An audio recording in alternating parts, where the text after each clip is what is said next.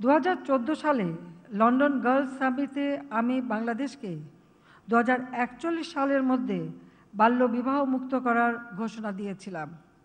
সে লক্ষ্যে আমাদের কার্যক্রমও এগিয়ে যাচ্ছে।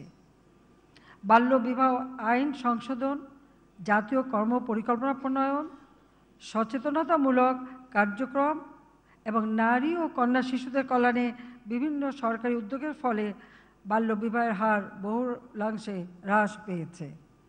আমরা ইউনিয়ন পর্যায় পর্যন্ত বাল্যবিবাহ প্রতিরোধ কমিটি গঠন করে মানুষের মাঝে সচেতনতা সৃষ্টি করছি। এছাড়াও সমাজে বিভিন্ন স্তরের কিশোর কিশোরীদের নিয়ে 8,000-এরও অধিক কিশোর কিশোরী ক্লাব স্থাপন করা হয়েছে। তথ্য আপা প্রকল্পের মাধ্যমে নারীদের বিভিন্ন সমস্যা সমাধানের জন্য 1 কোটি নারীকে তথ্য সেবা প্রদানের লক্ষ্যমাত্রা নির্ধারণ করা হয়েছে। নারী ও শিশু নির্যাতন প্রতিরোধ ন্যাশনাল হেল্পলাইন 109 চালুর মাধ্যমে যৌন হয়রানি প্রতিরোধ, বাল্যবিবাহ বন্ধে কার্যকর উদ্যোগ নেওয়া হয়েছে।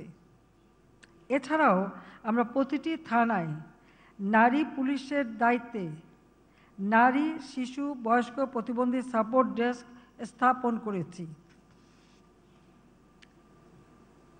বাল্যবিবাহ, যৌতুক, নারীর প্রতি সহিংসতা রোধে সম্মিলিত সামাজিক আন্দোলনের কোনো বিকল্প নেই। আমাদের মেয়েদের কেবল ভুক্তভোগী হিসেবে না দেখে তাদের পরিবর্তনের মূল চালিকা শক্তি হিসেবে প্রস্তুত করতে হবে। উপরন্তু নারীর শিক্ষাকে এগিয়ে নেওয়ার জন্য প্রাথমিক থেকে মাধ্যমিক স্তর পর্যন্ত উপবৃত্তি চালু করা হয়েছে। দ্বাদশ শ্রেণী পর্যন্ত মেয়েদের শিক্ষা অবৈতনিক রয়েছে। আমরা জাতীয় বাজেটে মোট 30% নারীর সামাজিক ও অর্থনৈতিক ক্ষমতায়নের জন্য বরাদ্দ রেখেছি।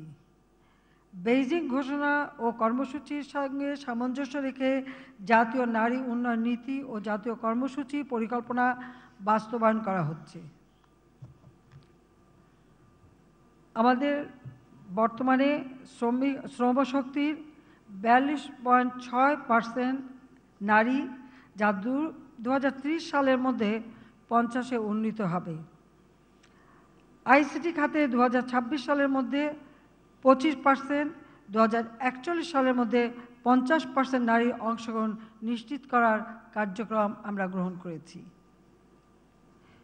বিশ্ব অর্থনৈতিক ফোরামের গ্লোবাল জেন্ডার গ্যাপ রিপোর্ট 2023 অনুযায়ী রাজনৈতিক ক্ষমতায়নে বিশ্বে 146টি দেশের মধ্যে বাংলাদেশের অবস্থান 7ম এবং এ অঞ্চলে প্রথম। এবারের দ্বাদশ সংসদ নির্বাচনে নারী প্রতিযোগীদের অংশগ্রহণ আগের সাধারণ নির্বাচনের তুলনায় 38.24% বেশি ছিল। 2023 সালে দেশের মানুষের গড় আয়ু বেড়ে হয়েছে 72.3 বছর। বর্তমানে আমাদের মোট জনসংখ্যার 62% হচ্ছে কর্মক্ষম। দেশের বর্তমান মোট জনসংখ্যার 9.29% 60 বয়সী। প্রবীণদের স্বাস্থ্যসেবা, সামাজিক নিরাপত্তা নিশ্চিতকরণে আমরা বিভিন্ন কর্মসূচি বাস্তবায়ন করে যাচ্ছি। 2023 সালে আমরা 58 লক্ষের বেশি প্রবীণ নাগরিকের জন্য বয়স্ক ভাতার ব্যবস্থা করেছি। অসহায় নারী, স্বামী পরিত্যক্তা, বিধবা, প্রতিবন্ধী ব্যক্তি, তৃতীয় লিঙ্গের মানুষ, সমাজের অন্যান্য প্রান্তিক জনগোষ্ঠীর সামাজিক ও আর্থিক নিরাপত্তা নিশ্চিত করতে বিদ্যমান সামাজিক নিরাপত্তা বেষ্টনী সম্প্রসারিত করেছি। আমরা ইতিমধ্যে 2021 সালের মধ্যে জাতিসংঘের স্বল্পোন্নত দেশ থেকে উত্তরণের যোগ্যতা অর্জন করেছি। আমাদের ডিজিটাল বাংলাদেশ ভিশন বাস্তবায়ন করেছি। 2041 সালের মধ্যে স্মার্ট বাংলাদেশ গঠনের দিকেও আমরা এগিয়ে যাচ্ছি। স্মার্ট বাংলাদেশ, এর জন্য আমরা 4টি পিলার নির্ধারণ করেছি: smart citizen, smart government, smart economy and smart society.